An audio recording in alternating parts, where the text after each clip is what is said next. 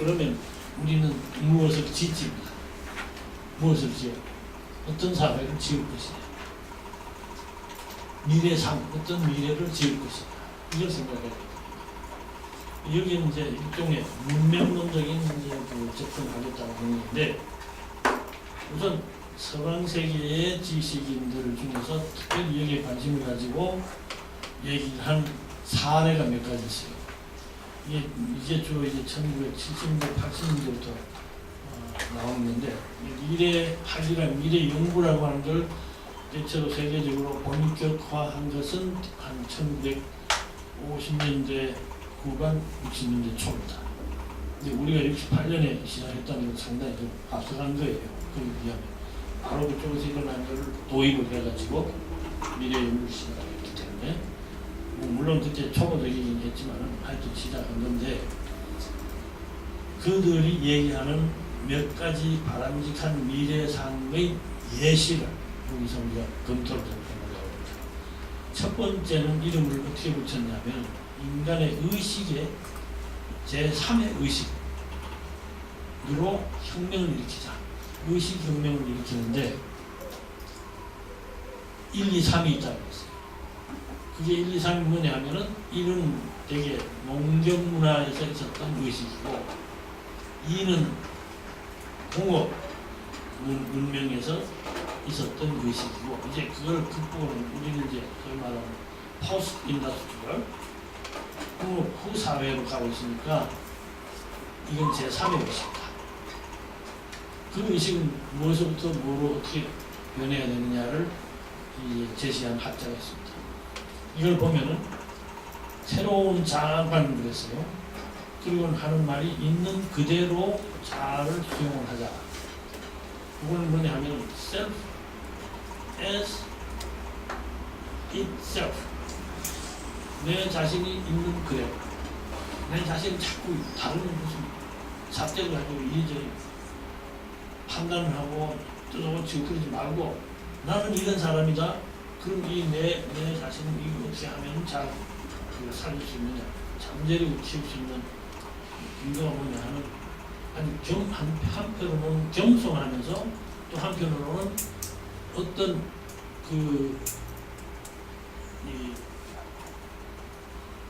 의도적이랄까 아니면은 임의적인 가지고 자꾸 이래라 저래라 하지 말자. 이런 얘기는 어떤 의미에서는 노자의 도교 사상과 좀 닮아있어요. 너 있는 그대로 임의적으로 하지 말아라 하는 겁니다. 무위라고 하는 게 그거예요. 무위. 두 번째는 내가 내 스스로를 이렇게 새로운 그대로의 모습으로 살아가려면 남도 그렇게 살아가게 존중을 해라 하는 얘기예요. 타인도 인권을 포함해서죠. 또 그렇게 살아가면서 남 탓하지 말고 책임을 져라. 자기가 살아가는 모습, 내가 이렇게 살아가면 내가 책임진다. 그렇게 하는 것이고, 이게 세상이 잘못돼서 그렇다, 우리 회사가 잘못돼서 그렇다, 나라가 잘못돼서 탓하지 말아라 하는 이야기. 지금 우리가 지난번에 봤던 그 현상은 이 사람들이 속에 분노가 있어요. 그 분노의 문체는 뭐냐면, 이게 다 아무 개가 잘못했다. 이게 다 아무 당이 잘못했다. 이게 다 아무 이 나라가 잘못했다. 여기에서 탓하는 데서부터 나옵니다. 그거 한번 안 해보세요. 안 해보면 세상을 보는 눈이 달라져요. 근데 이 사람들이 거기서 못 벗어나는 거죠. 제도라는 건 왜 있느냐. 제도를 이렇게 사회가 지금 이렇게 설명합니다. 두 가지 기능이 있어요. 하나는 인간이라는 건 욕구가 있어요. 여러 가지 욕구가 있는데, 이 욕구를 충족시키기 위해서는 자기 하고 싶은 대로 그냥 할 수 있으면 제일 좋은데, 사회는 안 그렇죠. 딴 사람도 있으니까. 내가 하고 싶은 대로 했는데 보니까 다른 사람에게 해가 되기도 하고, 그 사람이 막 야단하고 반대하고 날 해치려고 그런다 이게. 그러면 어떻게 해요? 이렇게 하지 말자 하고 약속을 해야 됩니다. 그게 제도입니다. 욕구를 충족시키는 규범을 만들어내는 것이 제도예요. 또 한쪽으로는 그 한 가지 기능이 있고, 또 한쪽으로 뭐냐면 사회라는 걸 만들어 놨는데, 이 사회는 그냥 이렇게 마음대로 우리 살고 싶은 대로 사람들 가만 내버려 두면 되는 것이냐 하는 질문이 당연히 나오잖아요. 그랬을 때 아니다. 사회는 사회답게 진행하고 생존할 수 있도록 그렇게 또 사회를 만들어야 한다. 그래서 제도라는 걸 만든 겁니다. 제도는 그런 의미에서 필요한 거예요. 그런데 그 제도를 인간에 봉사하고 사람이 잘 살 수 있는 제도를 만들어야지, 사람이 제도를 봉사하는 이런 제도가 되어버리면은 이거는 주객이 전도다. 그 다음에 우리가 이윤이다, 물질이다, 돈이다 뭐 이러는데 이거 자꾸 그걸 참 목적으로 삼지 말아라. 그건 하나의 수단에 불과합니다. 이 말하기 쉽죠. 사실 이렇게 살아보면 제일 편합니다. 그런데 사람들은 그렇게 못 살아요. 어떻게든지 좀 더 뭘 이것도 더 가져야 했고 뭐 이렇게 해서 이제 인간의 삶 자체가 자꾸 얼그러졌는데, 그리고 시라든가 정서라든가 또 적당한 정도, 쾌적한, 이 적당보다는 쾌적이 낫겠네. 쾌적한 삶의 질, 그리고 우리가 살아가면서 사람들 서로 사랑하고 하는 것, 이런 것들도 필요하다는 거 인정하자 이게.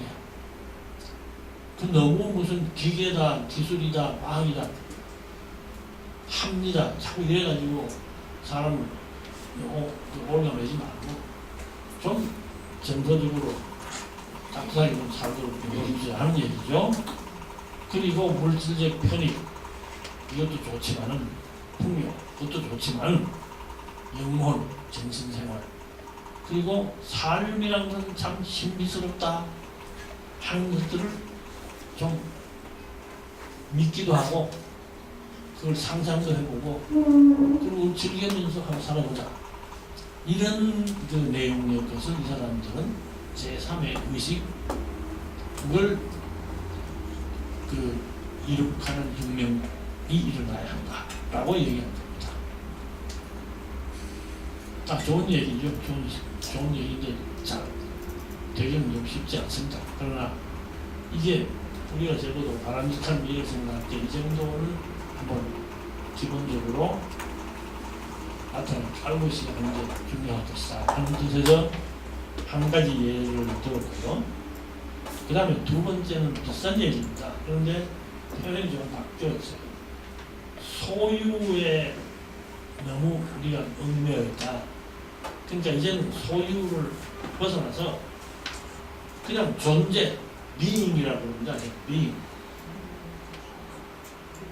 소유는 having이라고 합니다. 내가 뭘 가졌다, 소나기를 막 쥐고 있다, 이게 아니라 그냥 나는 이렇게 살아있다. 처음에 자아 그대로 받아들여라고 그랬죠. 그겁니다. 있는 그대로의 삶, 이거를 존중해라. 이게 지금 얘기하는 소유의 혁명이 그때까지 소위 공업사회까지 일어났는데, 자본주의가 더군다나 이걸 구축했는데, 이제부터는 좀 그것에 매여 있지 말고 우리가 살아가는 것 자체가 중요하다. 존재했다는 게 얼마나 귀한 것이냐, 이렇게 하자. 그럼 어떻게 해야 되느냐? 1차원적 인간에서 다차원적 인간으로 가자. 이건 이제 그 마르쿠세라고 하는 독일의 철학자가 원 디멘셔널 맨, 1차원적 인간이라고 표현을 한 그런 그 책을 썼고, 그 사상을 이 사람이 전파를 했는데, 요컨대 이건 뭐냐면 관자는 한 가지밖에 모른다. 어떻게든지 나는 돈 많이 벌고 어떻게든지 남보다 뭐 이것도 더 가져야 되고 더 잘 살아야 되고, 여기에만 매여 있는 사람은 이게 1차원적인 인간이다. 왜냐? 삶이라는 게 어찌 그렇게 한 가지밖에 없냐? 많은 것을 즐기면서 많은 것을 좀 더 풍요하게 경험하면서 살 수 있는 게 인생인데, 이걸 왜 하필이면 한 가지에 이렇게 모으느냐 하는 얘기입니다. 그래서 멀티 디멘셔널 맨으로 가자는 거고요. 그 다음에 역시 서방 세계가 이걸 많이 이제 느끼기 시작한 거죠. 이미 연대, 솔리다리티입니다. 연대의 윤리가 인도하는 공동체 정신, 커뮤니티의 스피릿, 이걸로 가자. 이제 그 연대라는 거는 그 바벤사라고 하는 폴란드의 노동운동 출신이 대통령이 된 사람이 노동운동으로 소위 말하는 정체주의에서 해방을 하려는 정치를 운동을 할 때 이 사람이 내세운 게 연대입니다. 솔리다리티가. 그렇게 해서 이제 성공을 한 케이스인데, 이렇게 결국 지금 우리는 참 이렇게 모래알처럼 자꾸 흐트러져 가는 이 사회가 문제가 아닌 거고, 그 다음에 기업인지 국가든지 이런 것을 중심으로 해서 우리가 지금 일도 하고 직업도 그 취업도 하고 직업 생활도 하는데, 일하고 직업 생활한 그 효과와 그 혜택이 누구한테 돌아가느냐? 나라만 자꾸 부유해지고 기업체만 자꾸 커지고, 이게 진짜 우편이에요. 혜택이 누구한테 가는 거냐? 제도가 어떻게 사람을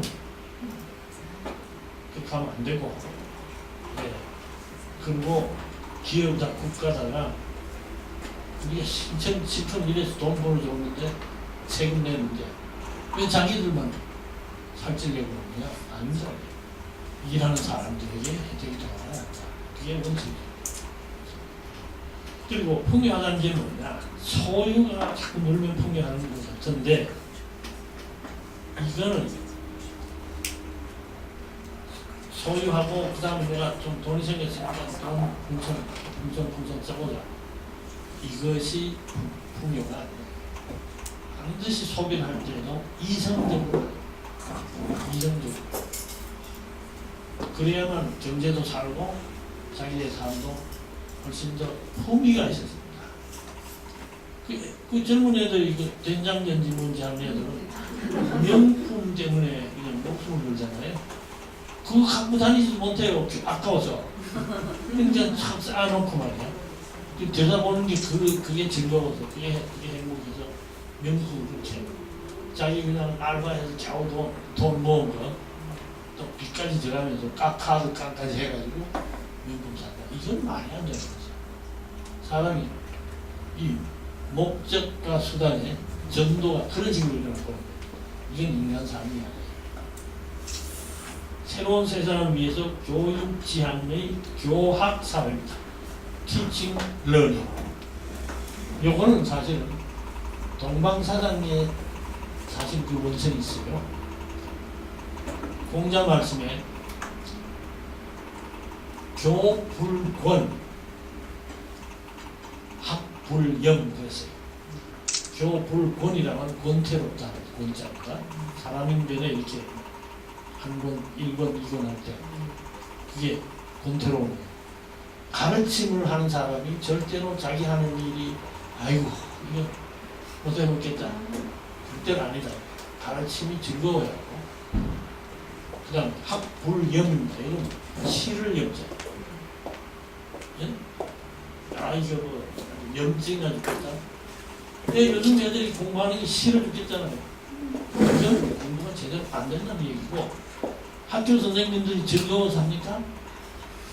아니, 제일 즐거워서 가르치는 사람들은 누구예요? 학원 선생님들. 그것도 학생을 많이 거느리고 있는 학원 선생님. 이게 제일 해피한 사람. 돈이 자꾸 들어오고. 그러니까 잘 가르치려고 그랬습니다. 학교 선생님들이 잘 가르치려고 열심히 인센티브가 없습니다. 그러니까 교불권이 아니라 교유권이고, 학불경이 아니라 학유영입니다. 이게 우리의 지금 교육 공식이에요. 이렇게 해가지고는 교육제도 될 리가 없는 겁니다. 앞으로 참 우리나라 문제가 걱정인데, 칠판이 없어서 내가 그림을 좀 그려 보여드리고 싶은데 됐어. 짐수레를 한번 생각해보세요. 손 끄는 짐수레 있잖아요. 리아카라니까. 그런 걸 한번 생각해 봅시다.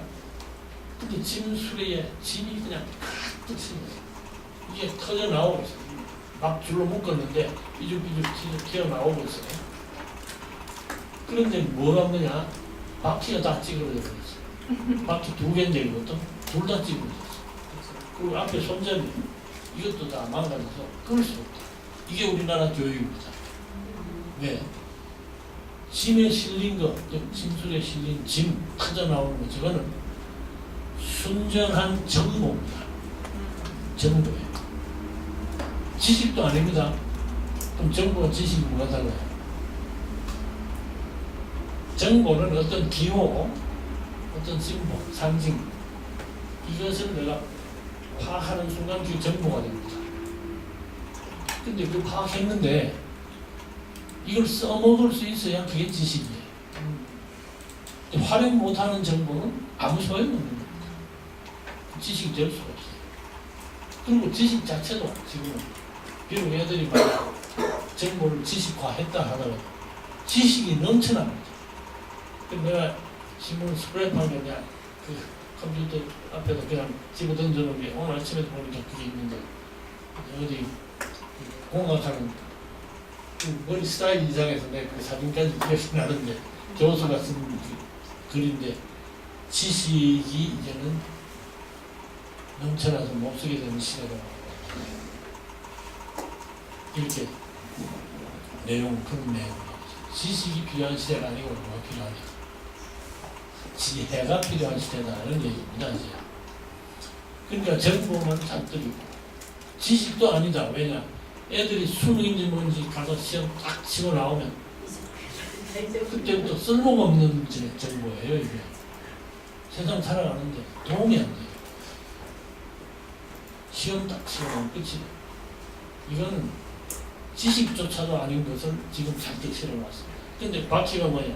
한쪽은 우선 사람이 돼야 될 거 아니에요. 지난번 장석준 회장이 제주도 학회 가서 뭐라고 얘기한 거 아니? 강남에 아주 유명한 여자 고등학교에는 우등하는 여학생이 하나 있는데 이 친구는 학교에 중요한 진짜 입시나 무슨 이런 그에 관련해서 중요한 정보를 이 게시판이나 혹은 이 컴퓨터에 올리는 순간 얘는 그것을 싹 뜯어버리고 자기 보고 나서 뜯어버리고 지워버리고 그런 내용입니다. 이게 사람이 한 짓이 아니죠. 근데 이건 학교에만 그런 게 아니에요. 내가 이건 벌써 이것도 80년대인데 남쪽에 어느 군에서 무슨 아카데미 그래가지고 강연해달라고 그래서 가서 이제 거기 공무원 젊은 친구가 차로 이렇게 여러분들 구경시키고 그러면서 이런 데는 얘기를 했는데 내가 그랬어요. 요즘 공천 인심 괜찮죠? 그랬더니 말씀하십시오 교수님.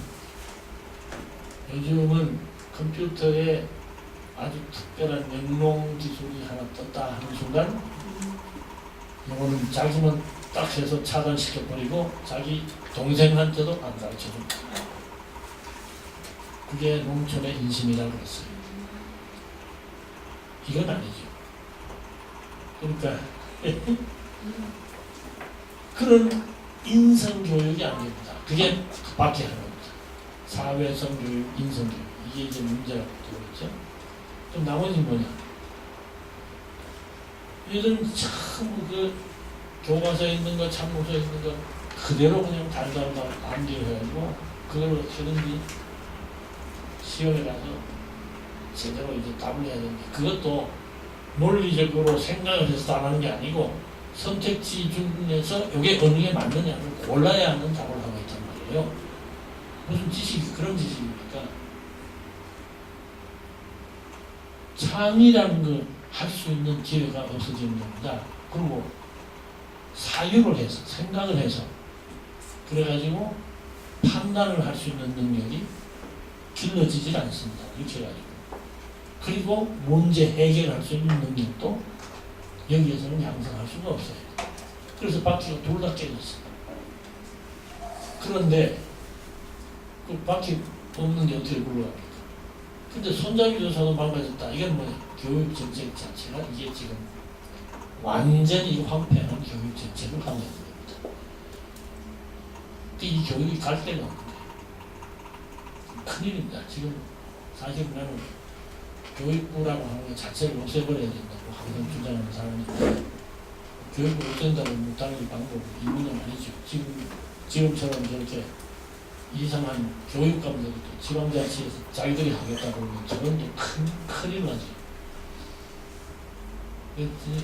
정말 우리가 오바마는 뭘 잘 모르고 우리나라 애들 공부 열심히 한다고 한국 교육 배우라 그러는데 한국 교육 절대로 배워서는 안 됩니다. 교학사회, 이게 제대로 된 교학사회, 새로운 세상을 위한 교학사회입니다. 그 다음에 걸핏하면 폭력. 그래서 한국은 대한민국이다라고 어떤 교환대학 교수가 한번 글을 쓴 일이 있습니다. 이 친구들도 지금 떼쓴 거 아니에요. 두들겨 깨고 망가지는 막 사람 때리고 말이야 패고 그러면서 폭력을 해가지고 뭘 해결하겠다는 말이 안 됩니다. 결국은 대화예요. 대화. 인간이라는 게 대화를 할 수 있는 이성을 가진 사람들입니다. 근데 이렇게 해서는 안 되겠죠. 그래서 폭력보다 대화가 우선 다이얼로직 소사이티, 대화 사회. 그리고 소득 분배에도 공정해야 된다. 이 사람들이 분노한 이유 중에 하나가 바로 여기 있어요. 지금 소득 배분이 우리나라가 아니면 전 세계적으로 문제가 있습니다. 지금 아라비아에 저렇게 나와서 가는데 거기에 이번에 폭파사건, 파리의 폭파사건의 주동자들이 8명이 벨지움에서 나왔어요. 그 벨기에 아이들은 원래는 아라비아에서 와서 벨기에에서 사는데 이 아이들이 왜 저런 짓을 했느냐? 결국 벨기에 와서 사는 사람이 내가 지금 가르친 학생 중에 벨기에 학생이 하나 있는데 30%가 아라비아 출신 이슬람이랍니다. 벨기에가. 근데 이 사람들이 사는 데가 또 주로 자기들끼리 모여 사는 데 따로 있고 그 형편이 정말 말이 아니랍니다. 그럼 이 사람들이 뭐가 지금 머릿속에 뭐가 떠오르겠어요? 왜 우리는 이렇게 핍박받고 살아야 하느냐는 얘기입니다. 그러니까 그 분노가 정식으로 폭력으로 나타나는 겁니다. 공정해야 돼요. 그러니까 똑같이 나눈다는 건 불가능하다 그랬죠. 예, 완전 평등이라는 건 없어요. 그러나 적어도 매번 정의는 참여해야 된다. 공정해야 한다. 그리고 참여를 하도록 하자. 참여도 이것도 조심해야 됩니다. 참여정부라고 이름 붙인 정부가 있었죠. 이 사람들이 뭘 시작했습니까? 모바일로 뭐 선거를 한다, 뭘 한다. 이렇게 해서 지금 이 정치가 엉망이 되어버렸어요. 지금 SNS라는 게 저게 참여 방법입니다. 좋은 일을 많이 합니다. 그건 부정할 수는 없지만 저 SNS라는 세상이 얼마나 험악하고 얼마나 유치하고 얼마나 타락했는지를 우리가 잘 알고 있습니다.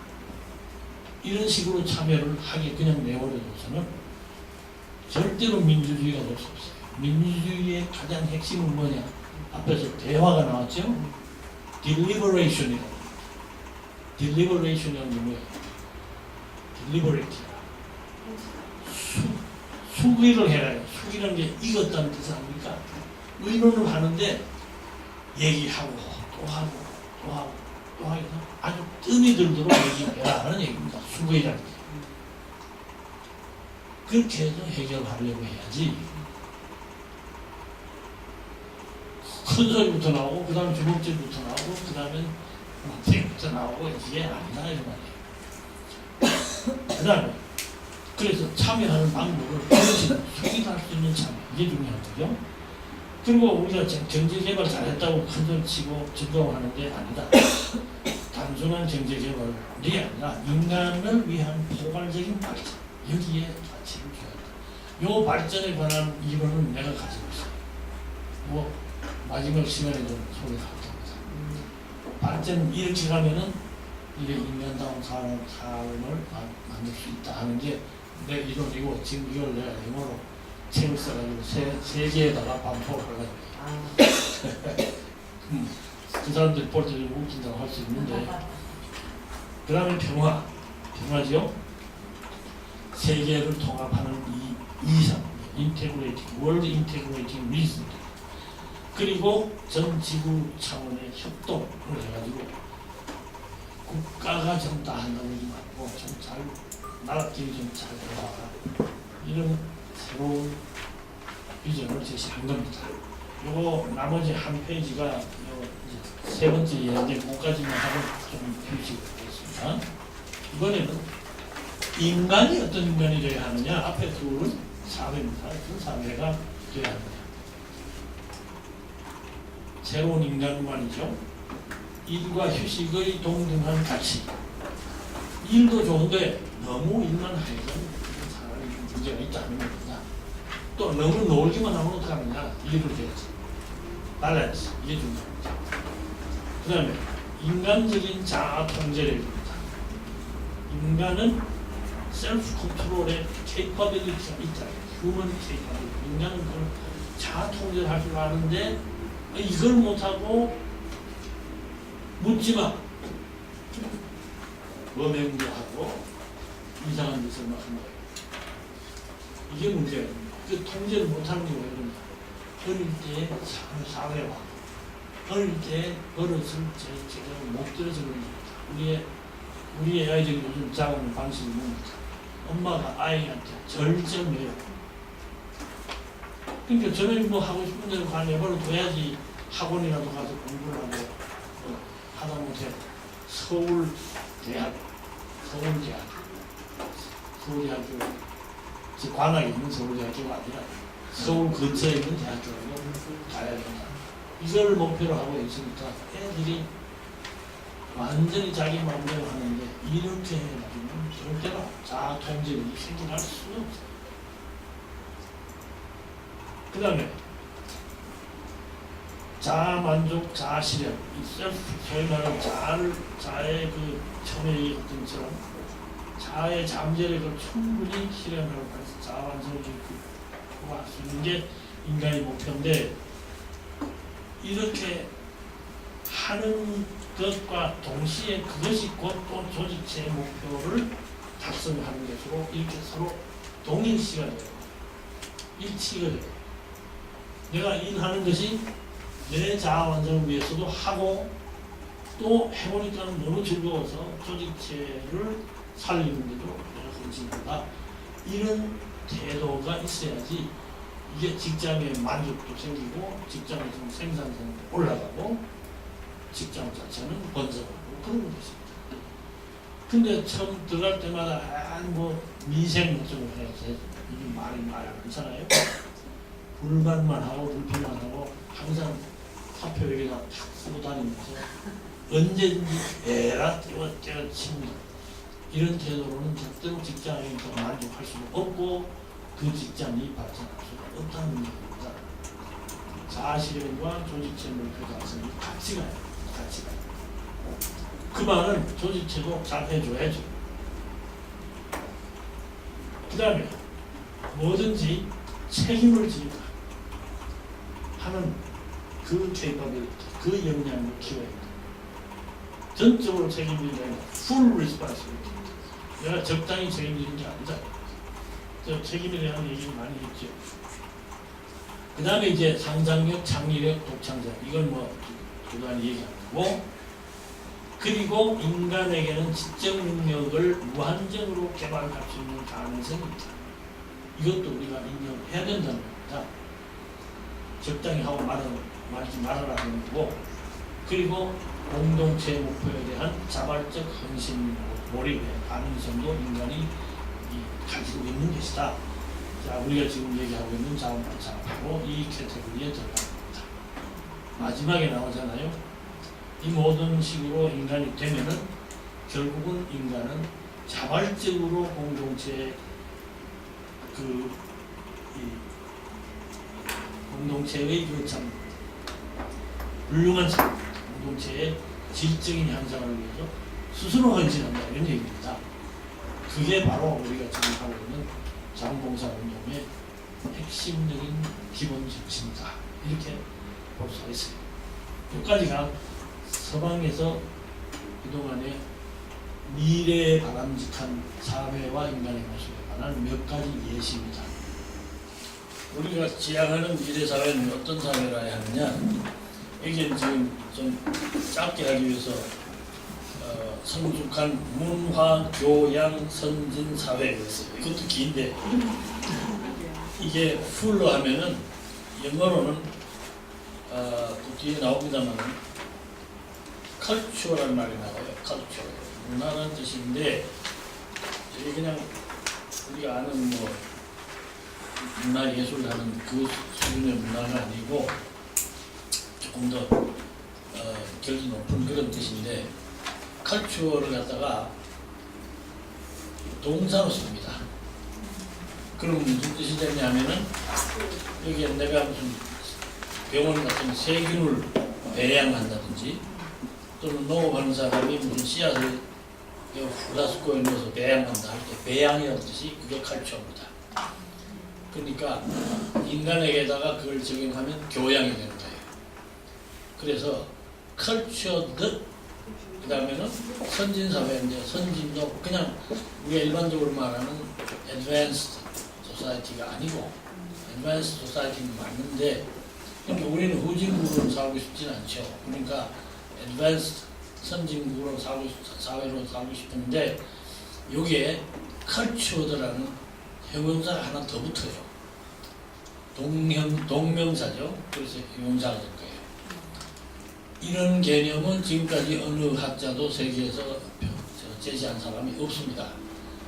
근데 이걸 그 사람들이 받아들이는지 안 받아들이냐는 그건 다 문제고, 하여간 Cultured Advanced Society가 문화 교양 선진 사회인데 이걸 진짜로는 풀어서 문화적 교양으로 정화한 선진 사회입니다. 길죠. 반드시 여기에 정화라는 말이 들어가요. 이 정화는 정화인데 정화가 아니고 정화. 정자는 정신이라고 할 때 정, 이건 아주 정수라는 뜻이에요. 아주 이렇게 참고 핵심, 정. 그 다음에 화는 화려하다는 환자입니다. 곧 화자예요. 그러니까 정화했다는 것은 가장 아름다운 모습으로 자기의 격을 높여서 정말 아름답게 델리케트하게 아주 묘하게 기묘하게 그렇게 만든다 하는 뜻이 들어가 있습니다. 그래서 문화적 교양으로 해야만 또 정화를 할 수 있다. 그래서 그게 따라 붙어요. 문화적 교양으로 정화한 선진사회다. 이게 지금 우리가 목표하는 사회가 되어야 한다는 게 이제 내가 늘 주장하고 있는 것인데, 이것도 조금 이걸 구성하기 위해서 3차원의 접근이 필요하다. 그래서 여기 상자가 하나 있는데 무엇이 3차원인가 하면 맨 밑에 보면 일반적으로 말하는 선진사회의 요건이 있습니다. 이 정도는 돼야 보통 선진국이다 그런다, 선진사회다. 그것이 이제 밑바닥에 깔리고, 그 다음에 옆에 보면 성숙이라는 말이 나와요. 사회가 미숙한 상태. 지금 우리가 하고 있는 게 다른 사람들이 볼 때는 선진국 그러죠. 우리나라 걔들 강연할 때 청중도가 우리나라가 선진국이라고 생각하는 분 손 들어보세요. 그러면 몇 퍼센트 나올 것 같아요? 여러분 생각하는 게 선진국입니까? 그래요? 10%도 안 됩니다. 우리나라 사람들은 우리가 선진국이라고 아직 생각을 안 해요. 외국 학생들이 내가 그동안 10여 년 계속 가르치는데 외국 학생들한테 물어보면 거의 다가 손듭니다. 한국이 선진국이라고 생각을 해요. 이 차이가 있어요. 근데 뭐 여러 가지 의미가 있지만 하여튼 우리 태도가 좀 그런 쪽으로 가 있어요. 그런데 그 기본적인 선진사회 그건 기초고 우리는 그런 의미에서는 어느 정도 선진사회에 가까이 가 있는데 미숙하다 이 말이야. 미숙해. 성숙하지가 못해요. 거기다가 플러스 문화적 교양이 부족합니다. 그래서 문화적 교양을 가지고 이걸 진짜로 아주 정화시켜야 비로소 우리는 완전한 의미에서 선진사회다라고 말할 수 있다. 그걸 지금 내가 추구하자는 뜻입니다. 그래서 좀 길어졌지만은 이런 표현을 씁니다. 자, 그럼 이게 우선 또 뛰어넘어갔나? 그럼 이제 밑바닥 선진 어떤 조건이냐? 선진국 보통 지금 말하는 선진국들이 어떤 거 다 가지고 있느냐? 첫째, 지속적 경제 성장. 빈곤한 나라를 선진국이라 안 합니다. 삶의 질적 향상을 위해서 생태계 잘 보존하고 생명을 존중해야 된다. 우리나라 사람들이 생명 별로 아끼지 않습니다. 이게 참 문제예요. 세 번째, 시민 민주정치를 정착시켜야 된다. 시민이 중심이 되지 그냥 민주정치가 아닙니다. 정의롭고 부분한 복지사회. 정의로워야 하고 그리고 동시에 부분해야 된다. 그리고 도덕사회. 문화적으로 풍요한 사회, 그리고 인간을 위한 창의성, 도덕성 교육을 하는 사회. 이게 있어야 최소한도 선진사회라고 말할 수 있다. 다른 나라들은 거의 여기에 가까이는 가 있습니다. 물론 몇 가지 부족한 하자가 있는 데가 있죠. 그러나 일반적으로 이 수준까지는 가까이 가 있어요. 그 다음 그게 이제 밑바닥이죠. 그 옆에 뭐가 있어요. 성숙이라는 말이 나왔어요.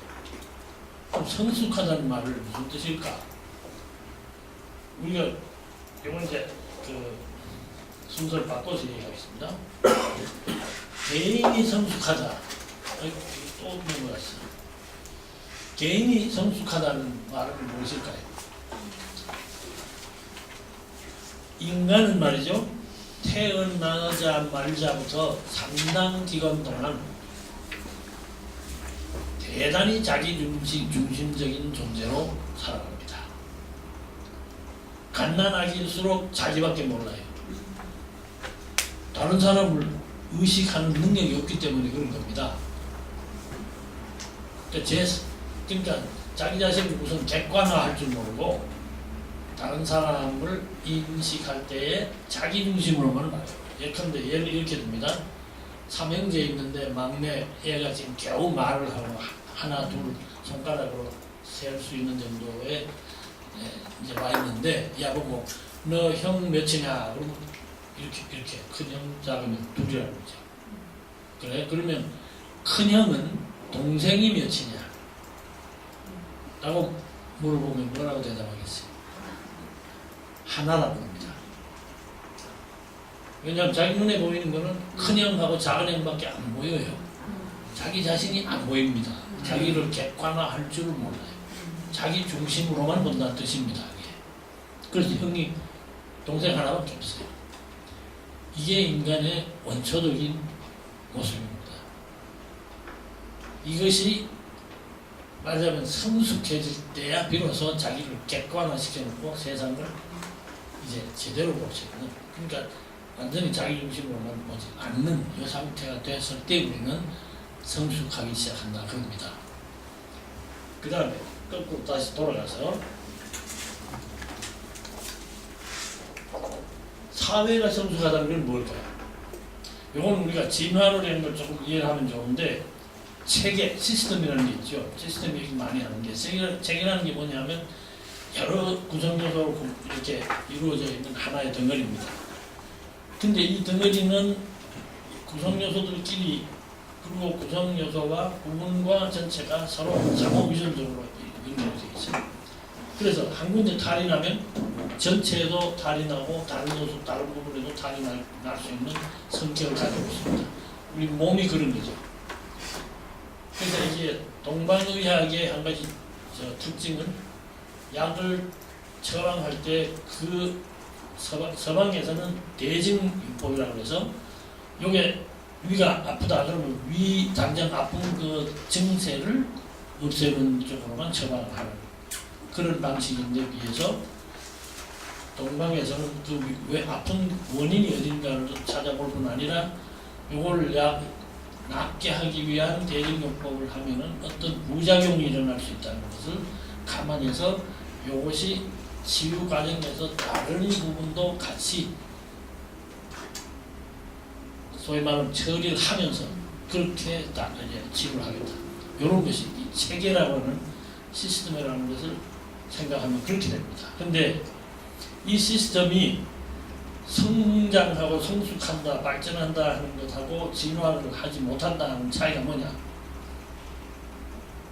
이 부분이 자꾸 분할을 하면서 또 같이 통합이 잘 이루어져서 환경의 변화가 일어났을 때 그 시스템이 빨리빨리 잘 적절하게 적응을 할 수 있느냐 없느냐, 적응력을 키우는 정도가 진화라고 하는 겁니다. 그럼 적응을 하면 어떻게 되고 못하면 어떻게 되느냐? 적응을 못할 때는 시스템이 가지고 있는 에너지를 자꾸 소모하면서 적응을 못하고 헤매고 있는 거예요. 에너지가 완전히 소모해버렸을 때 이때를 엔트로피라고 합니다.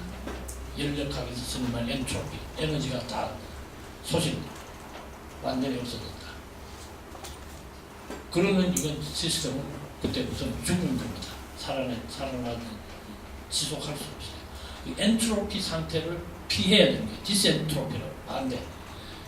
에너지를 완전히 소실하지 않도록 시스템이 자기 관리를 잘 해야 된다 하는 얘기입니다. 이때가 진화, 성숙, 발전 이것을 체계가 하고 있다. 시스템이 하고 있다. 이렇게 우리가 이해를 하면 됩니다. 근데 보세요. 우리는 지금 그저께 일어난 일 같은 게 바로 쓸데없이 에너지를 지금 소모하고 있는 거예요. 국회 같은 게 쓸데없이 에너지를 소모하고 있습니다. 엔트로피로 자꾸 가고 있어요. 그럼 이거는 진화도 아니고 발전도 아니고 성숙한 사회가 아니다 하는 얘기입니다. 자, 그러면 이제 시간 있으면 다시 돌아오기로 하고, 그럼 성숙한 사회에서는 예컨대 지도층은 어떻게 살아야 하고 또 시민은 어떻게 살아야 하고 뭐 이런 게 리스트가 한 2페이지 있어요. 이거는 나중에 봐서 시간 되면은 한번 리뷰를 하고, 시간 없으면 집에 가서 한번 보시면은 우리가 잘 아는 이야기입니다. 근데 핵심이 지도층이고 시민이고 한 가지로 딱 요약을 합니다. 뭐냐? 공공성, 공공의식, 그 다음에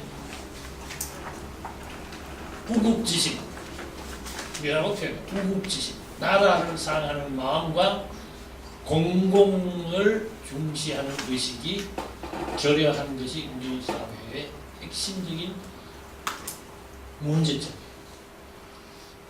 이것은 말하자면 미숙한 사회의 하나의 특징이라는 거예요. 이런 식으로 가가지고는 엔트로피 가기가 쉬워진다. 에너지가 소모만 하고 나라가 어디로 가는지 모르게 표현할 수 있다 하는 얘기입니다. 그래서 공공의식과 부국지식 요것만 있으면 큰 문제가 없어요. 국회의원 하는 사람들, 그 사람들이 국가 생각하는 사람들이 있는 줄 아세요? 없습니다. 어떻게 하면 요 다음에 표 얻어가지고 다시 국회의원 금배지 하느냐, 그 생각만 하고 있어요. 그럼 국민, 시민은 다 다르니까 다 마찬가지예요. 어떻게 하면 내가 좀 내 식구 이렇게 생각만 하고 있지. 정말 내가 하는 일이 국가하고 사회에 어떤 영향을 미치느냐는 생각 잘 안 합니다. 그게 이제 핵심이고, 이제부터는 좀 우리가 꿈꾸는 사회, 하나의 이념형을 좀 생각해 보려고 하는데 여기에 보면 문화적 교양으로 정화한 선진 사회라는 말이 나오죠. 이 영어로 Culture Advanced Society. 정화라는 한자가 나왔죠. 이게 뭡니까? 우선 우리는 생태 환경 속에서 살고 있어요. 그럼 생태 환경 친화적이어야 합니다. 이게 망가뜨리면 안 돼요. 왜냐? 이 생태계라는 게 하나의 체계입니다. 시스템인데 우리도 그 시스템의 한 부분인데 그 시스템의 한 다른 부분을 망가뜨리면 우리한테도 그 영향이 있기 때문에 그런 거예요. 뭐 다른 사람 좋으라고 하는 건 아닙니다. 우리가 좋으라고 하는 거예요. 그 다음에 인간주의적으로 가야 된다. 사람 중심, 사람다운 사람이 사람답게 살 수 있도록 하는 사회가 그게 좋다. 이게 인간주의입니다. 그래서 이렇게 하려면 문화적 교양으로 정화한 그런 발전을 추구해야만 된다. 그 발전 개념이 그렇게 따라 나옵니다. 그러면 여기에 신문명을 이제 만들어 가는데 이 화정이라는 개념은 원효가 얘기하는 불교에서 나온 말이지만은 그때 신라 시대에 불교의 종파들이 막 나와가지고 서로 무슨 자기 잘났다고 그런 과정이 있을 때 원효가 그랬어요. 야, 그러지 마. 화쟁하자. 다 이렇게 서로 적을 거 적고 서로 좋은 방향으로 합쳐서 가자. 그런 얘기를 했습니다. 그래서 여기에 인의 예악 지신이라고 하는 6개 새로운 덕목과 거기에 천인 합일 사상이라고 하는 7가지 새로운 덕목을 이제 제시하는 겁니다. 이게 내가 말하는 문화적 교양으로 정화한 선진 사회를 위한 기본적인 요건입니다. 이제 이렇게 되면 또 이제 서양 사람들이 학교에 쾌쾌국을 말이야 인예학 지식 이런 소리 하느냐 그러는데 이제 보십시다. 서방의 지식인이 1990년대에 뭐라고 그랬냐면 Was Western civilization a mistake? 이런 얘기를 했어요. 서양 문명은 실패작입니다. 그래서 대답을 이렇게 합니다. 자문자답. 우리는 민주주의가 독재보다 나은 정부 형태고 자본주의가 사회주의보다 더 공정한 경제체제라는 결론을 내렸어요. 그래서 그걸 가지고 지금 버티고 있는데 이제 우리가 직면한 질문은 우리가 과연 어떤 도덕률에 따라 살아가야 하는가. 모랄스가 나오는데 이것이야말로 미래를 겨냥한 쟁점이다. 이건 미래를 얘기했을 때 우리가 지금 다뤄야 할 핵심 쟁점은 도덕이다. 그런데 이 사람 답이 뭡니까? 우리가 그 도덕을 제시하고 있다, 할 수 있다. 그게 아니잖아요. 이게 쟁점이라고 얘기하고 있습니다. 그럼 이제 답을 누가 해야 돼요? 누군가가 해야 됩니다. 그래서 나는 우리가 하겠다. 그 얘기입니다. 할 수 있다. 너희들도 좀 들어봐라 하는 얘기입니다. 그렇다고 해서 우리가 잘나서 그런 게 아니라 그런데 우리가 가지고 있는 전통 속에 문화 전통 속에 모든 인류가 같이 가야 할 지침이 들어있다. 그걸 얘기하고 있는 겁니다. 그게 이제 주로 우리는 유교에서부터 지침을 받는데 미국에서 대표적인 그 유교학자가 있어요. 콜롬비아 대학 교수인데 여기 잘 보고 있어요. 특히 그 올림픽 88 올림픽 할 때 국제 학술회에 있는데 내가 그때 전체 총회의 사회를 맡았어요. 그때 이 드가리 교수가 자기 분과에서 발표한 내용이 이런 말이 있습니다. 한번 읽어보겠습니다. 19세기 성리학자들이 서방의 세력과 기술에 충격을 받고 어떻게든 그 힘과 타협해 봐야 한다는 강박 앞에서 중대하고도 해결되지 않는 의문에 대해 자기들 나름으로 고민하고 있었다는 사실을 이해할 만하다. 19세기에 이제 서양 문명이 들어오면서 성리학자들이 이제 깜짝 놀란 거죠. 그러면 이걸 어떻게 했으면 좋겠냐 고민했는데 그 고민이 뭐냐, 어떻게 인간이 과연 그와 같은 원심적 세력들, 원심적이라는 게 자꾸 흐트러지는 거란 말이에요. 걸맞은 어떤 도덕적 중심의 관념, 모아야 될 거 아니에요. 그럼 도덕적 중심이 필요한데, 이게 아까 말한 그 지식인이 말한 도덕률이 쟁점이다 하는 것과 같은 맥락이죠. 그 도덕적 중심의 관념이 그들을 일정한 테두리 안에 유지하도록 하고, 그 힘들이 전통적으로 요약해서 천인합일, 즉 만물이 마치 자신의 몸과 피인양 느끼는 상태를 지향하는 인간적인 목적으로 진전하게끔 하는지를 묻지 않은 채, 어떻게 하면 그렇게 할 수 있느냐 질문을 하지 않은 채 그런 힘과 기술의 무한정한 발전을 추구할 수 있는가, 이 질문을 가지고 고민을 했다 그 얘기입니다. 기술은 발달한 보니까 확실한데, 그럼 저 사람들이 하는 게 참 원심적인 거라는 거예요.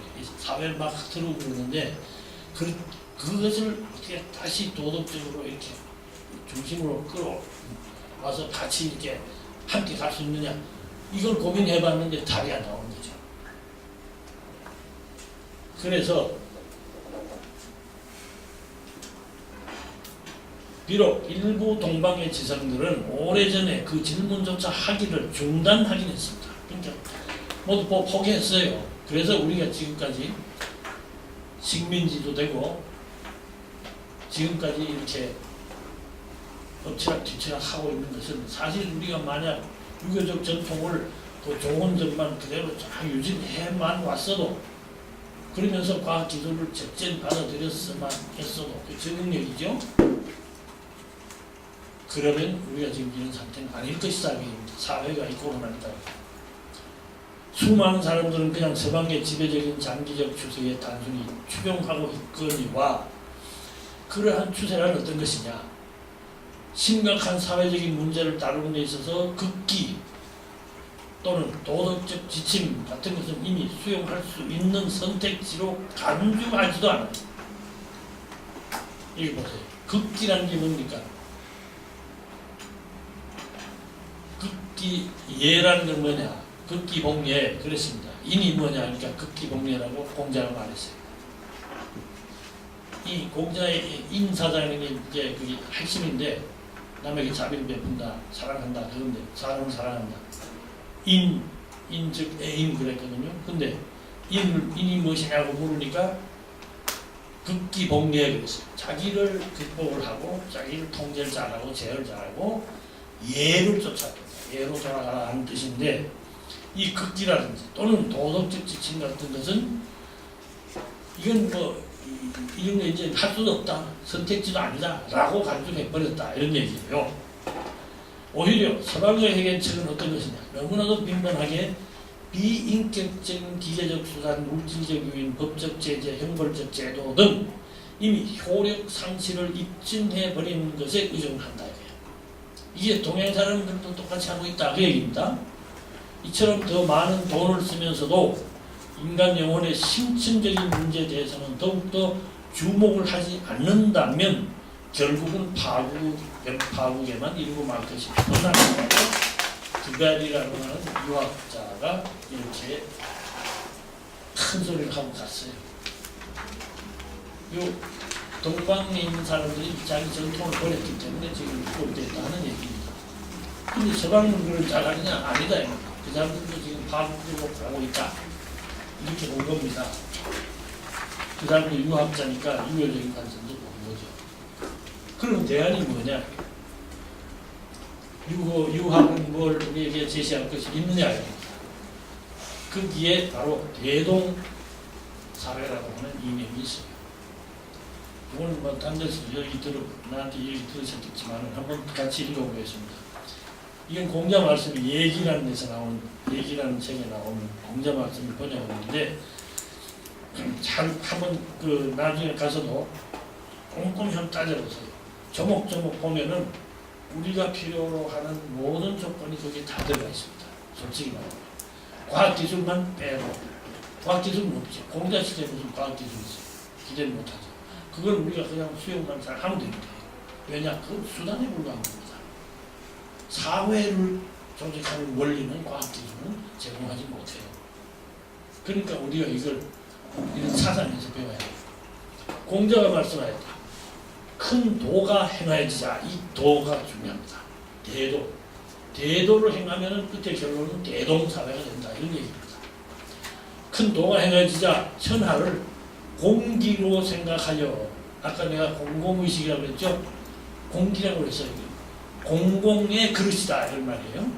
천하를 공기로 생각하여 사사로이 그 자손에게 세습하는 일이 없고, 우리나라는 교회도 세습하잖아요. 지혜롭고 유능한 사람이 있으면 선택하여 일을 맡겼다. 이거 뭡니까?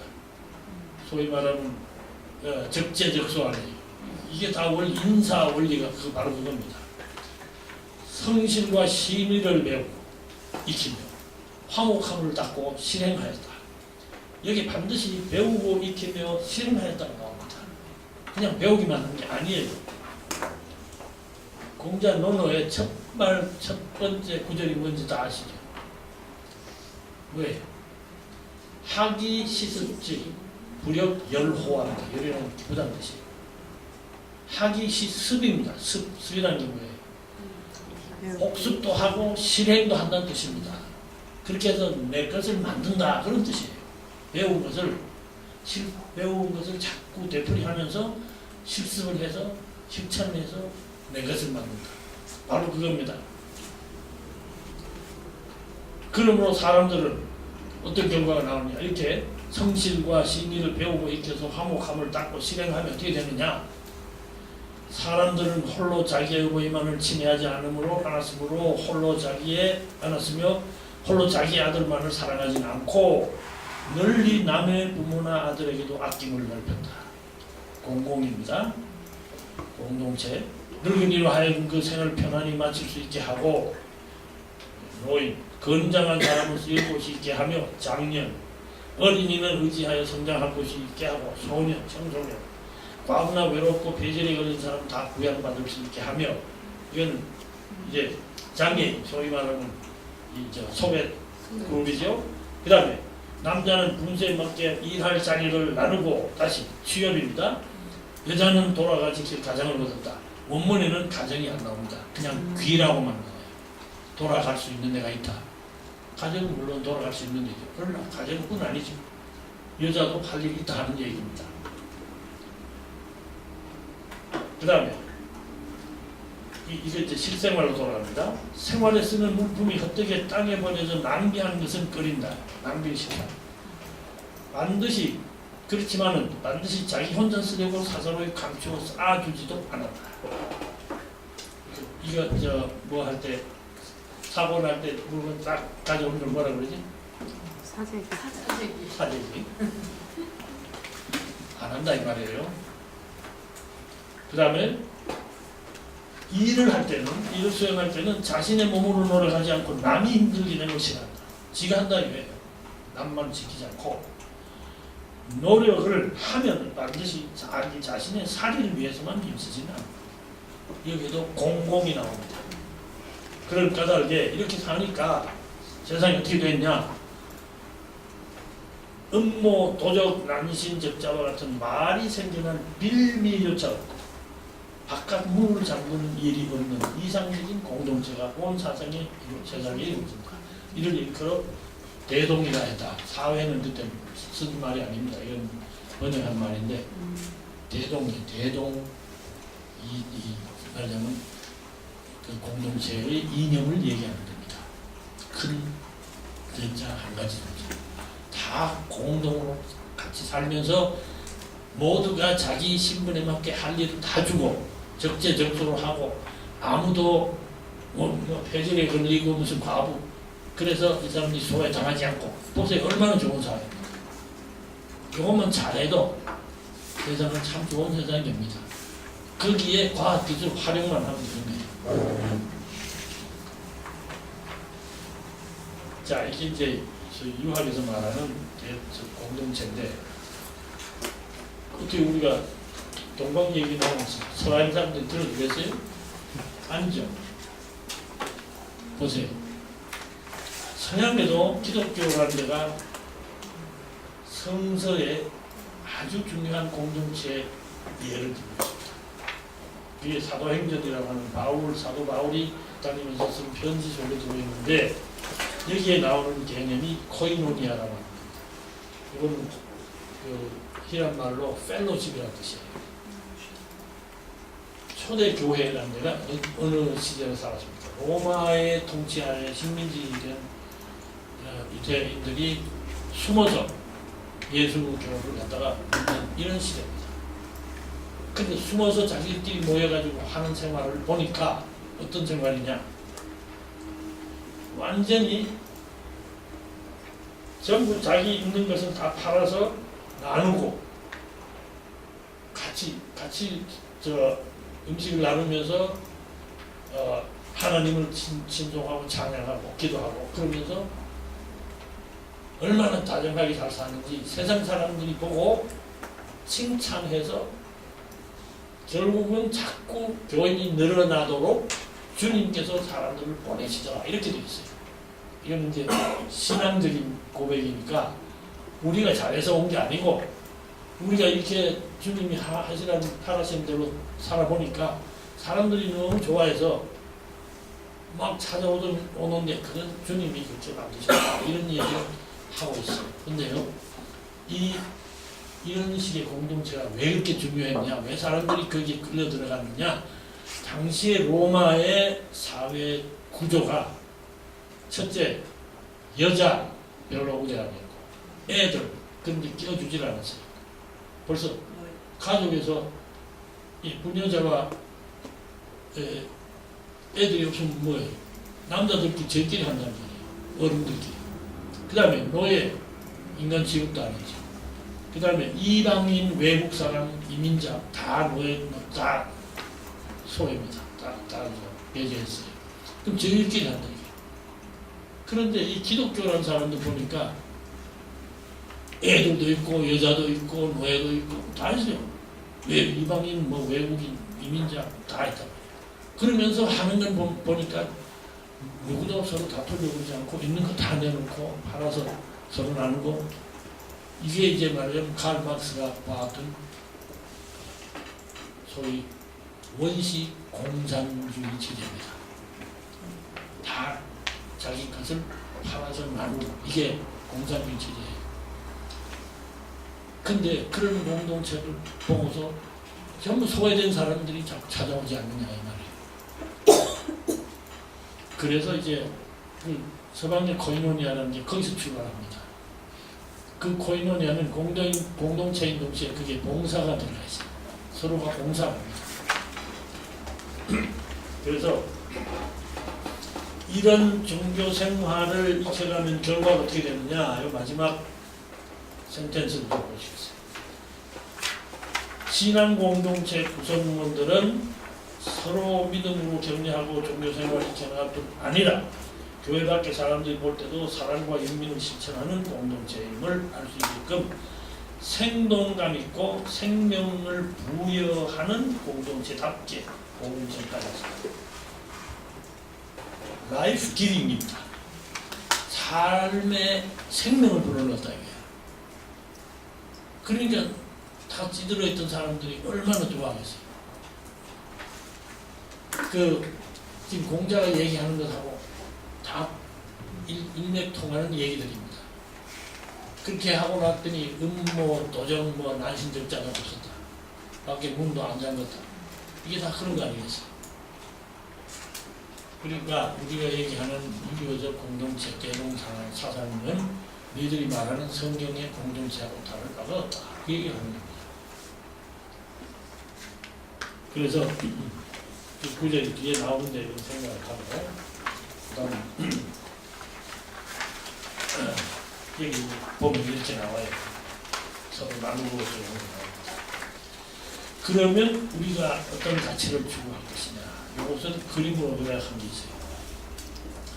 이건 내가 만든 틀이고 내 이론 속에 아주 핵심적으로 나타나는 하나의 도식적 요약입니다. 자, 우리가 왜 발전하려고 합니까? 잘 살기 위해서 한다. 잘 산다는 게 뭐냐? 행복하기 위해서 한다. 근데 이거는 개인 차원, 사회 차원이 다 있어요. 항상 나는 현상을 볼 때 개인과 사회를 같이 봅니다. 아까 제도 얘기할 때도 그랬죠. 개인의 욕구 충족도 하지만은 사회의 지속을 항상 염두에 두고 있다는 거죠. 그게 제도입니다. 마찬가지 발전하려고 할 때 개인도 잘 살아야 하고 사회도 좋은 사회가 되어야 한다. 그래서 행복한 개인, 행복한 공동체입니다. 그 다음에 뭘 하려고 합니다. 행복한 개인은 자아 실현을 할 수 있으면 제일 좋고, 행복한 공동체는 그 사회가 가지고 있는 문화적 잠재력을 충분히 개화시켰을 때 이게 행복한 사회다. 그러면 개인이 자아 실현을 하려면 뭐가 필요하냐? 삶의 질을 향상해야 할 뿐 아니라 삶의 기회도 다 골고루 나눠줘야 돼. 삶의 기회가 뭔지 나오겠죠. 소위 말하는 이 자원의 배분의 공정성을 얘기합니다. 그러면 사회는 어떻게 됩니까? 사회적인 질도 향상시켜야 된다. 그래서 이게 삶의 질하고 사회적 질이 이렇게 양쪽에 대칭을 했죠. 그 다음 중간에 보면은 삶의 기회를 확대하려면 어떻게 되느냐? 구조가 유연해야 된다. 유연하다는 게 뭐예요? 한 번 내가 노동자의 아들로 태어났는데 현대자동차 노동자 아들은 자기도 현대자동차 노동자 아들로 나중에 노동자가 되고 1년에 7천만 원 벌 수 있다. 근데 나는 중소기업에 노동자의 아들로 태어나서 기껏 취직해봐야 알바를 하고 아버지 하던 일을 물려받을 수도 없고, 이건 물려받게 돼 있어요. 현대자동차 노조가 그렇게 만들어놨어요. 얼마나 불공정합니까? 노동계 자체가 이렇게 돼 있어요. 거기다가 기업까지 다 해놓으면 얼마나 불공정해요. 이런 것들은 구조가 딱 굳어버려서 이걸 유연하게 풀어내지 않는 게 지금 노동계에 가자는 겁니다. 유연성이라는 게 그겁니다. 그래서 삶의 질을 향상을 어떻게 하느냐? 물질적인 것도 향상해야지만 정신적인 것도 향상해야 돼요. 기회를 확대하려면 자유, 정의, 참여, 균등 이런 것이 있어야 돼요. 구조적 유연성도 참여, 선택, 사회이동이 있어야 돼요. 사회적 질 향상도 사회경제 안정, 응집, 포용, 자율 이런 것이 있어야만 사회가 질적으로 좋은 사회가 된다. 이것이 이제 그 가치 체계입니다. 그래서 이걸 하기 위해서는 제도가 이제 여러 영역이 있죠. 그러나 나는 여기에 제일 밑바닥에다가 도덕적 기초라고 하는 것을 반드시 묻습니다. 무엇을 하더라도 어떤 경제체제, 어떤 사회 계층 구조 무엇이 있더라도 그것이 반드시 도덕적이고 윤리적인 책무와 의무를 하면서 사회를 질서 유지하는 기초가 없으면은 다 소용없다 하는 이야기예요. 이거는 외국에 있는 학자들은 이런 얘기, 사회과학자들은 이런 얘기 잘 안 합니다. 사회과학이 뭐 자꾸 도덕 그러냐 이래요. 그러나 동방사상은 모든 일이 도덕하고 맞닿아 있습니다. 도덕이 기초가 돼야만 사회가 성립하는 것입니다. 난 그걸 서방 사람들한테 알려주려고 합니다. 그럼 어떻게 이거를 만들어가느냐? 그 사회는 어떤 사회냐? 이건 이제 인위예약 지식이라고 하는데, 보통 인위예약지, 인위예지라고 그러죠? 인예지심 5. 또는 인예지심 충, 용 이렇게 나오는데 악이 들어가 있어요. 악이 뭡니까? 음악입니다. 나는 이 공자가 음악을 굉장히 좋아했어요. 이 악기도 타고나요. 근데 사실은 이 공자의 음악 사상은요, 예악형 이렇게 됩니다. 형은 형벌이라는 뜻입니다. 예악정이라고 해요. 정치하는 것. 그러니까 예라고 하는 것은 질서입니다. 사회 질서의 기초인데 이것을 음악이 이렇게 받쳐줘요.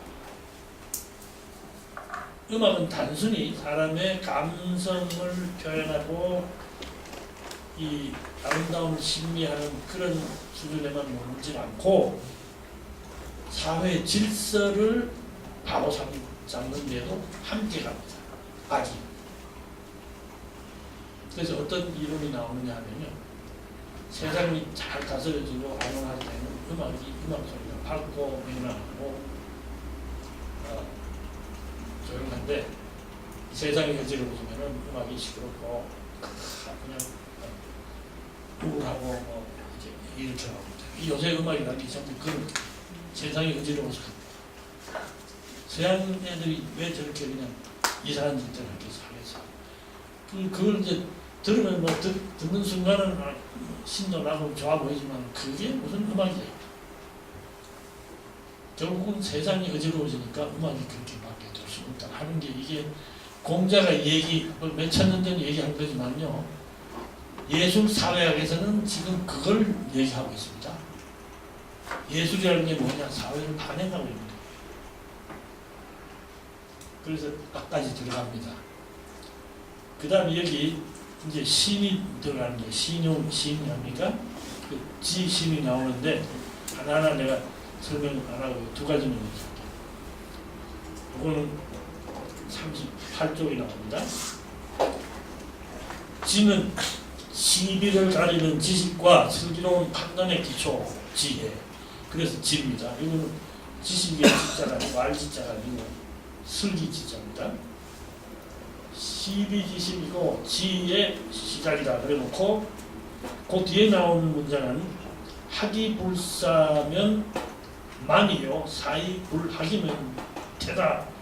이렇게 나와요. 이게 무슨 뜻이냐면 공부를 하면서 생각을 안 하면은 이거는 바보가 하는 짓이라고 되어버린다.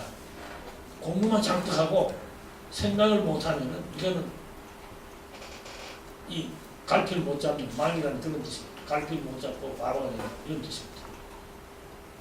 또 사이불학 생각만 잔뜩 하고 공부를 안 하면 이건 아주 위태로운 놈이 되어버린다. 내가 학생들한테 87, 80년대 늘 하는 얘기가 뭐냐면 데모 좋다. 네가 정치 많이 하는 거 좋다. 나는 그거 갖고 뭐라고 안 그러겠다. 왜냐하면 네 실력이니까 해라. 나는 반대지만 하고 싶으면 해라. 그러나 공부를 해라. 공부는 하면서 해라. 공부 방해하지 말고 자기 공부 때려치고 하지 말라. 얘기를 했어요.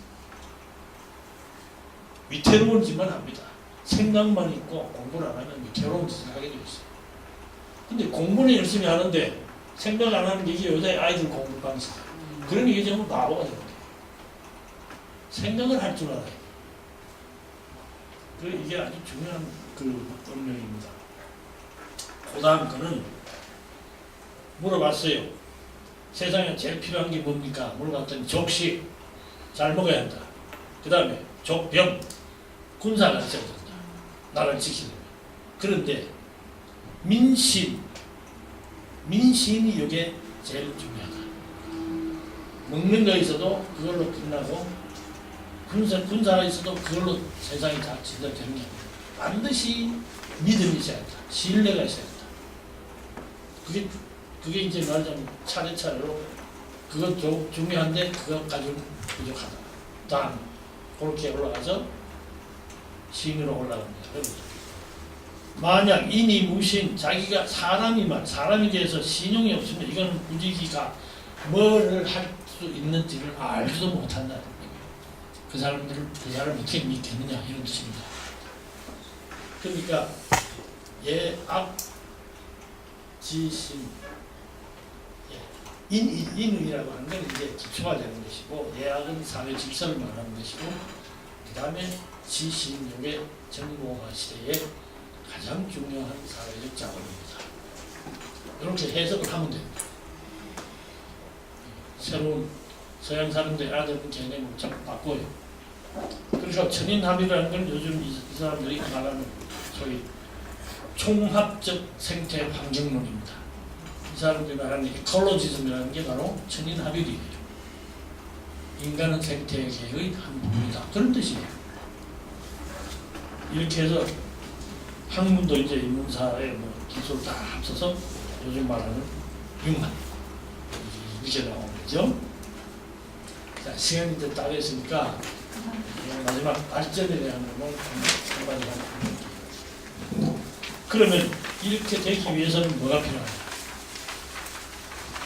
이 사회에 우선 조직 원리를 보면 유연해야 된다고 그랬습니다. 아까 유연. 경직한 사회는 절대로 발전을 할 수 없어요. 그 다음에 이거 이제 자발적 복지 사회의 나름 기초입니다. 분권적이고 다원적이면서도 동시에 공동체주의적 집합주의. 분권이라는 말은 전부 권력을 전부 집중시키지 말아야 합니다.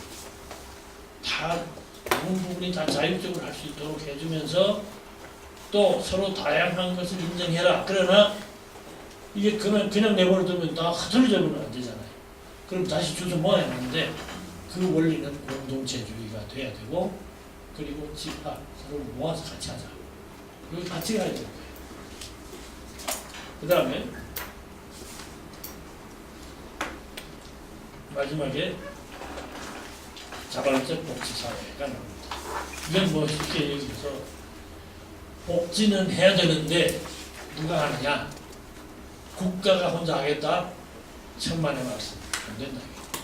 세금 어차피 걷어야 하고 세금 걷어서 하는 거는 부담이 너무 많아가지고 결국은 시민사회가 국가와 파트너가 돼서 함께 복지를 충당해 나가는 그런 방식의 제도와 그 정책을 추구해야 된다. 요겁니다.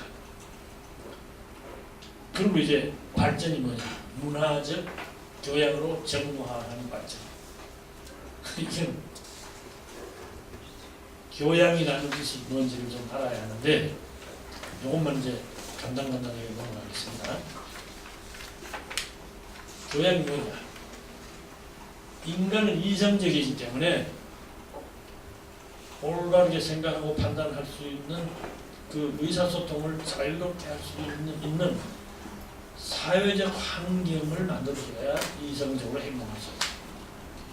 자유롭게 의사소통이 안 되면 그때부터 이성을 잃어버립니다. 그럼 여기 대만 사람들 왜 저렇게 되냐 누가 물어보면 그 중에 한 원인은 아무리 얘기하고 싶어도 가서 얘기해요. 안 들어줘. 그럼 어떻게 해요?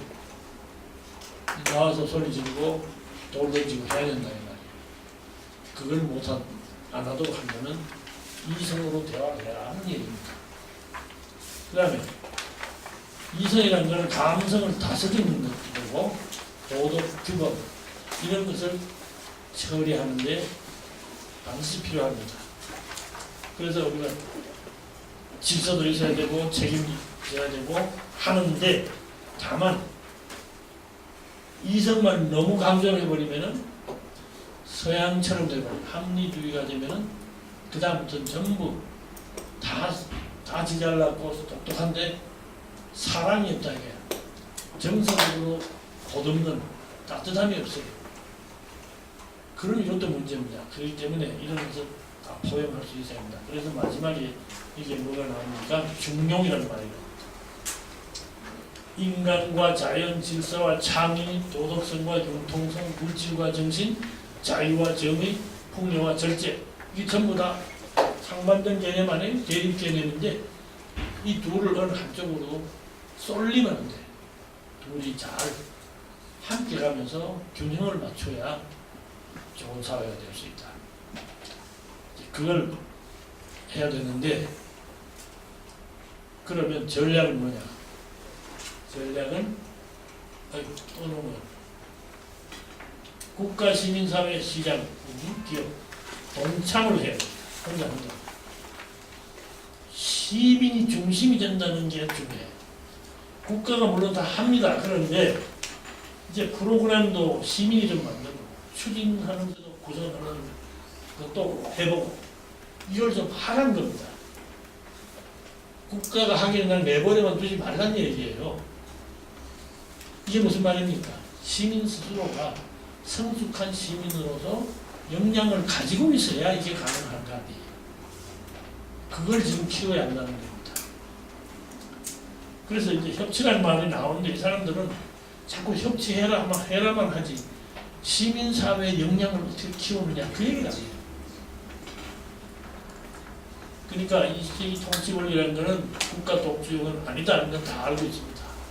그래서 시민사회 동참하는 협치를 하는데 이게 이 시대적 요청인데 우리는 아직도 미숙한 정치 현실에다가 시민사회 자체가 유치하고 영향이 없다 이 말이에요. 그럼 이걸 어떻게 했으면 좋겠느냐. 결국 문화적 교양을 해서 시민이 성숙한 시민이 제대로 교양은 된다 하는 얘기고 그런 시민들이 이제 서로를 도우고 서로 모아서 아이디어를 내고 해서 결국 국가와 함께 사회를 제대로 꾸려나가는 방식으로 가야는 진짜 발전적인 것이다. 더군다나 정치구화가 지금 일어나고 있는데 적어도 선진사회를 제대로 만들려면은 우리가 말하는 문화로 제공한 발전에 의해서 문화로 제공한 선진사회가 돼야 된다. 문화적 교양으로. 그러려면 결국 우리 사회 자체가 외국에다가 큰 소리만 하면 무슨 소용이 있어요. 지금 중국이 이렇게 돈 많아졌다고 해서 큰 소리 하고 뭐라고 하는데 사람들이 안 따라가려고 그러잖아요. 돈만 보고 따라오지. 미국 같은 데 인정 안 해줍니다. 중국을. 왜냐? 그 사회가 아직도 굉장히 썩어 있고 미숙하기 때문에 그래요. 민주주의 제대로 못합니다. 지금 저 시진핑이라는 사람은 황제예요. 황제. 독재자입니다. 내 마음을 몰라서 그렇죠. 그리고 그 독재를 지금 강화하고 있는 중이에요. 그리고 지금 중국은 위에서부터 아래까지 세계 구석구석에 엄청난 부패가 있는 것이. 최근에 나온 타임지에 보면은 웬만한 관직을 가졌거나 기업체를 하나 가지고 있으면은 첩이 어떤 사람은 120명씩 있다고 타임지에 나옵니다. 첩이란 말을 쓰죠. concubine. 이런 중국이 도덕적으로 세계를 리드하겠다는 말을 할 수가 없지. 마찬가지로 우리가 이런 얘기를 하는데 듣는 사람들이 저 친구 뭐 한국에서 왔는데 한국? 저기도 부패 많고 민주주의도 제대로 못하고 저렇게 어정쩡한 나라 이렇게 되면 내 얘기가 안 먹혀들어가잖아. 이게 이제 말하는 한계입니다. 우리의 한계예요. 그래서 결국 우리가 추구해야 할 것은 성숙한 문화적 교양으로 정화한 선진사회. 이걸 위해서 역시 문화적 교양으로 정화한 발전을 추구해야 된다. 그 뒤에 누가 하느냐? 시민이 하는데 그 시민을 움직이는 세력은 누구냐? 자원봉사 운동이다. 이 얘기입니다. 이게 결론입니다.